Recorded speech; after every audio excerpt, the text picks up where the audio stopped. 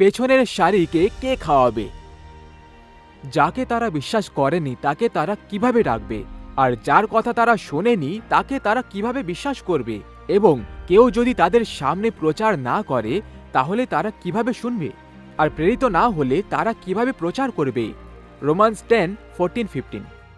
যিশু যখন এক বিকেলে অলৌকিকভাবে 5,000 লোককে খাওয়ালেন, তখন তিনি তার শিষ্যদের প্রথম সারিতে খাবার শেষ করতে বলেননি, বরং এর বদলে উনি যেটা করলেন সেটা হলো আবার একই সারিতে খাওয়ানোর জন্য ঘুরে দাঁড়ালেন।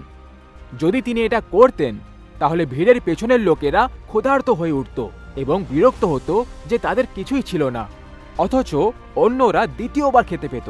কিন্তু কেন?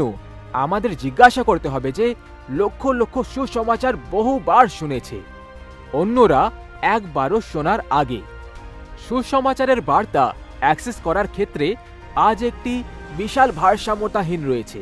একজন মার্কিন বাসিন্দার তাদের জীবদ্দশায় বারবার শোনার সুযোগ রয়েছে, আর তা সত্ত্বেও প্রায় 1/3 মানুষ একবারও গসপেল স্পষ্টভাবে শোনেননি। অনেকের কাছে বাইবেল বা অন্য খ্রিস্টানের কোনো অ্যাক্সেস নেই এবং কোনো ধারণা নেই যে ঈশ্বর তাদেরকে ব্যক্তিগতভাবে ভালোবাসেন। পল রোমান্স 15 লিখেছিলেন, যেখানে খ্রিস্ট পরিচিত ছিলেন না সেখানে গসপেল প্রচার করা সবসময় আমার উচ্চাকাঙ্ক্ষা ছিল, যাতে আমি অন্য কারোর ভিত্তির ওপর নির্মাণ না করি, বরং যেমন লেখা আছে, যাদের তার সম্পর্কে বলা হয়নি তারা দেখতে পাবে এবং যারা শোনেনি তারা বুঝতে পারবে।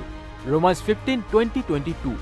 এমনকি কেপি ইয়োহানান এটিকে এইভাবে তুলে ধরেন, যাদের কাছে সুসমাচার আছে তারা নিজেরাই এটিকে বারবার গুঞ্জন করতে থাকে। এদিকে লক্ষ লক্ষ লোক যারা এটি একবারও শোনেনি তারা অনন্ত নরকের শিখায় পড়ে যায়।